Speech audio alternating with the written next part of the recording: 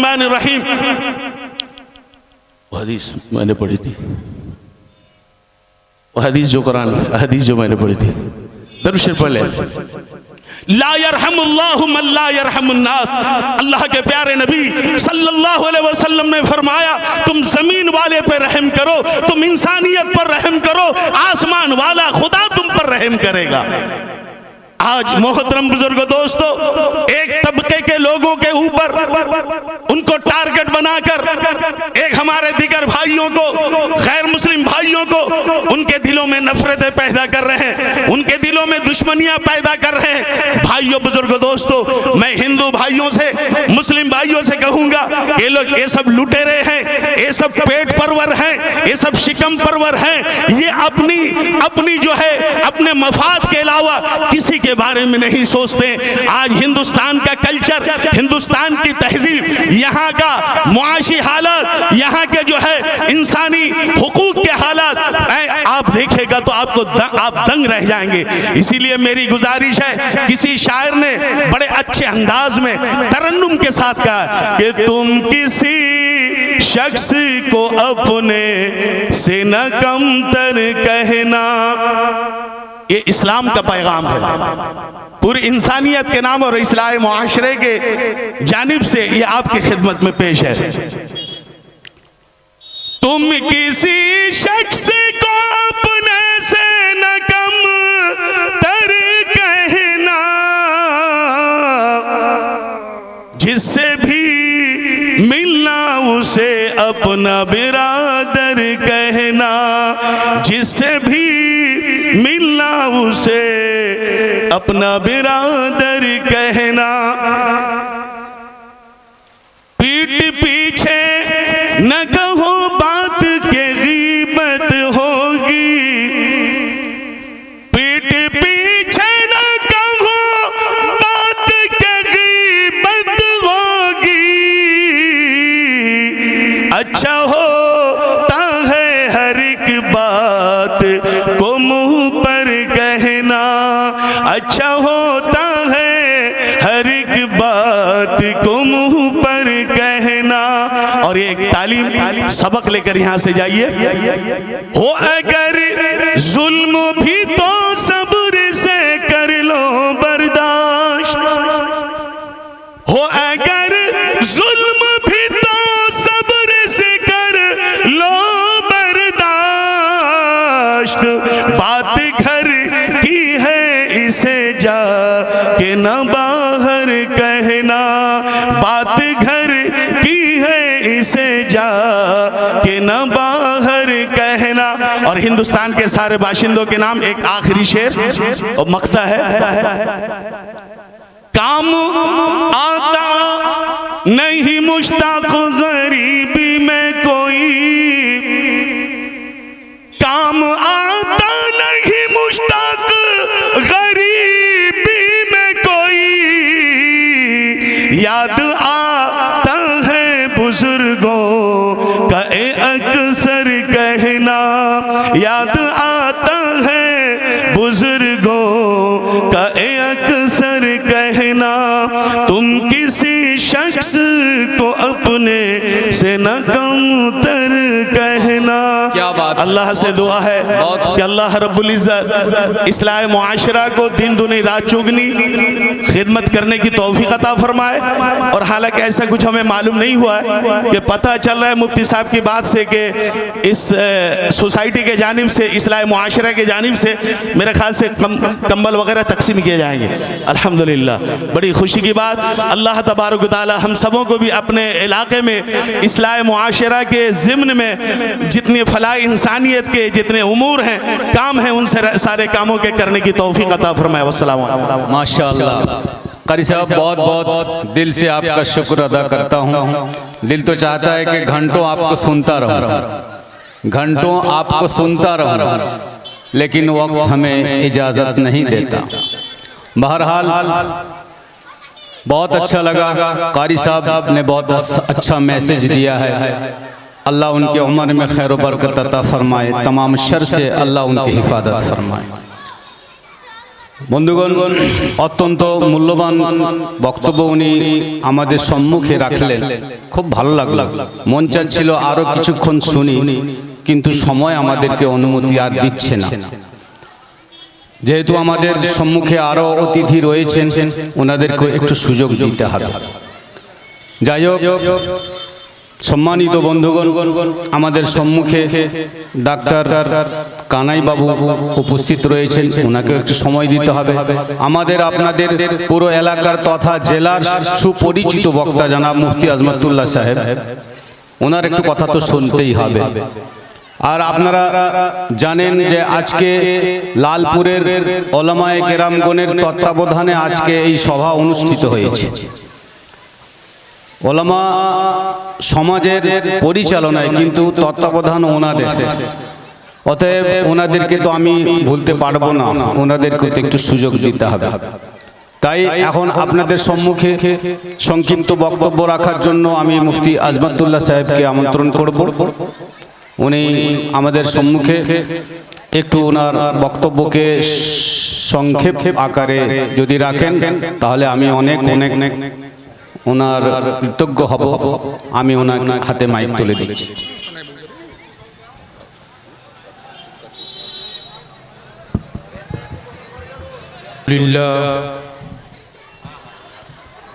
अल्हम्दुलिल्लाह कफ़ा व सलामुन अला इबादिहिल्लज़ीना इस्तफ़ा अम्मा बअद क़ाल अल्लाहु तआला वमन लम यहकुम बिमा अंज़लल्लाह फ़उलाइका हुमुल काफ़िरून सदक़ल्लाहुल अज़ीम। दोस्तों, सबसे पहले मैं शुक्रिया अदा करूँगा हज़रत मौलाना अमीरुल इस्लाम साहब दामत बरकातुहुमुल आलिया का, कि उन्होंने हमारी इस कमेटी का, यानी इस्लाह मुआशरा कमेटी की तरफ से उन्होंने सदारत की जो जिम्मेदारी ली है, सदर साहब हैं, इस जिम्मेदारी पर उनका शुक्रिया अदा करना बहुत ज़रूरी है। इस वक्त मेरे दोस्तों, पूरी दुनिया में, ख़ास करके हिंदुस्तान में एक अजीब सा माहौल बना हुआ है, अजीब सी कैफियत। उमूमी तौर पर पूरी दुनिया में मुसलमानों के ख़िलाफ़ नारेबाजी, मुसलमानों के ख़िलाफ़ इनक़िलाब की सदाएं, और कोई यहाँ तक उठकर कहता है कि मुसलमान जो कुरान को मानता है वो कुरान सही नहीं है, उसके अंदर तब्दीली और चेंजिंग ज़रूरी है। तो कहीं आप नज़र दौड़ा कर देखें तो मस्जिदों पर हमला हो रहा है, मस्जिदों को मिस्मार किया जा रहा है, मदरसों पर पाबंदी की बात कही जा रही है, तरह तरह के इल्ज़ाम, तरह तरह की साजिशें हमारे ख़िलाफ़ उठती हैं। लेकिन रब्बे काबा की कसम खाकर देखता हूँ, हम पर जुल्म हुआ, उसके बावजूद हमने ही नारा लगाया कि आपस में मोहब्बत पैदा करो।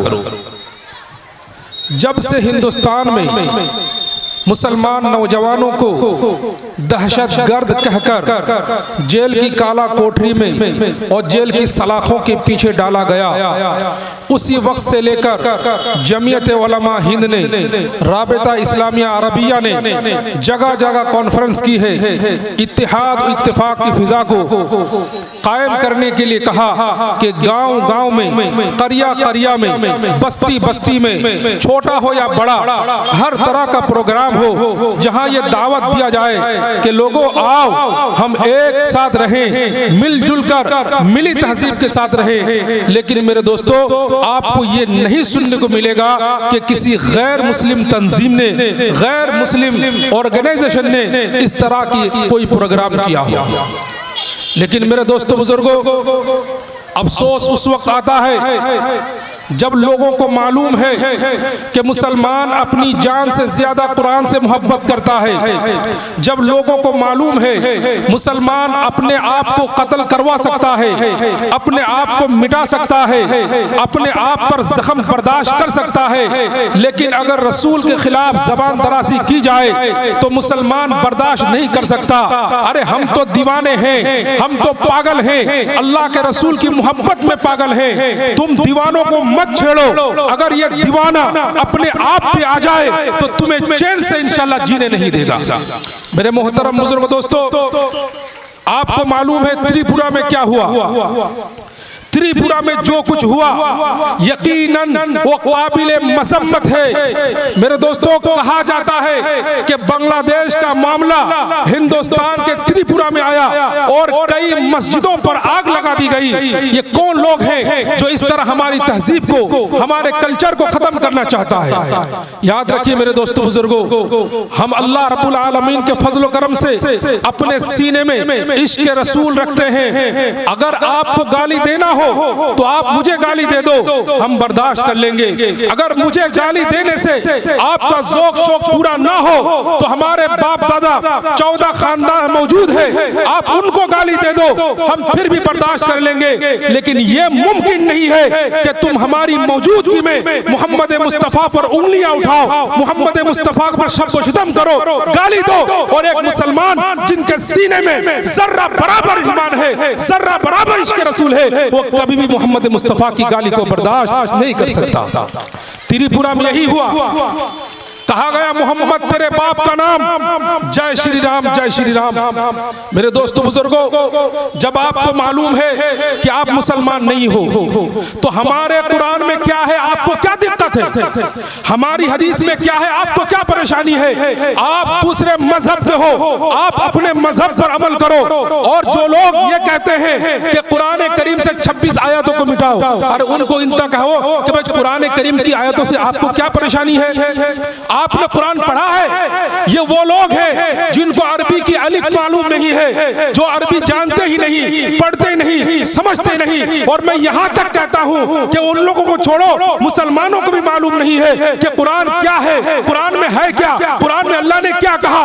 और आप मुसलमानों की बात में छोड़ देता हूँ, बड़े बड़े उलमा किराम को अभी तक कुरान करीम की गहराई तक का इल्म नहीं है। मेरे दोस्तों, मैं कहना चाहता हूँ कि कुरान जिनको समझ में आ गया उन्होंने अपने आप को बदल दिया, इस्लाम के हवाले कर दिया, अपनी जान, अपना माल, अपना वतन, सब कुछ कुरान के लिए छोड़ दिया। मेरे दोस्तों बुजुर्गों, जब आप कुरान पढ़ोगे तो आपको पता चलेगा कि कुरान ने क्या सबक सिखाया है। कुरान करीम का असल मकसद यह है इंसाफ कायम हो, जुल्म खत्म हो, ज़ियादती खत्म हो। मेरे दोस्तों बुजुर्गों, ये चमार, ये 14 जिसकी जिंदगी बिल्कुल नापाक हालत में गुजरी है, ये वसीम रिजवी कहता है कि कुरान करीम को बदलना चाहिए। मेरे दोस्तों बुजुर्गों, लेकिन कुरान करीम न बदला है, न क़यामत की सुबह तक बदलेगा।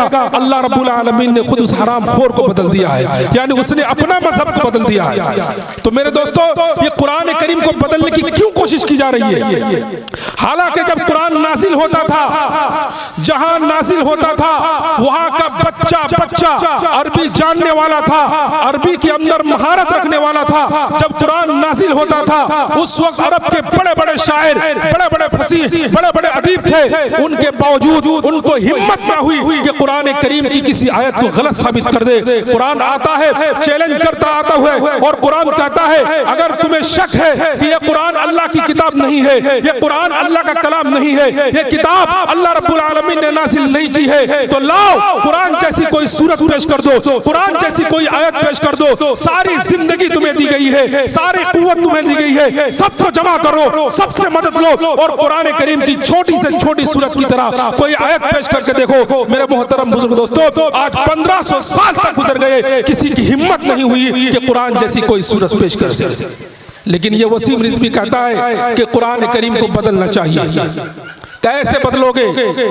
अल्लाह रब्बुल आलमीन ने इसकी हिफाजत की जिम्मेदारी ली है। ओ लोगों, आज मैं आपको बताना चाहता हूँ कि ये वसीम रिजवी की हिम्मत नहीं, हम मुसलमानों की बेबसी है, जिसकी वजह से वो नापाक इंसान सरेआम कुरान के खिलाफ गुस्ताखी करता है, रसूल के खिलाफ ज़बान दराज़ी करता है। है और हम बेगैरत होकर उसकी बातों को सुनते हैं। याद रखिए मौलाना हुसैन अहमद मदनी नव्वरल्लाहु मरकदहू, उन्होंने एक अजीब जुमला कहा था, कहा सबसे बड़ा जालिम वो है जिस पर जुल्म हो फिर भी वो खामोश रहे, आवाज ना बुलंद करे, वो सबसे बड़ा जालिम है। तो मैं कहना चाहता हूँ दुनिया का सबसे ज्यादा मजलूम अगर कोई है वो मुसलमान की कौम है। हमारे ऊपर जुल्म हुआ, कुरान करीम पर हमले हुए, अल्लाह के रसूल पर सब कुछ सितम किया गया, सहाबा की जिंदगी पर उंगलियां उठाई गई। मेरे बावजूद के बावजूद अगर हम आवाज ना बुलंद करेंगे, हम आवाज ना उठाएंगे, हम एहतजाज ना करेंगे, हम प्रतिबाद ना करेंगे, तो खुदा की कसम सबसे बड़े जालिम हम ही बन जाएंगे।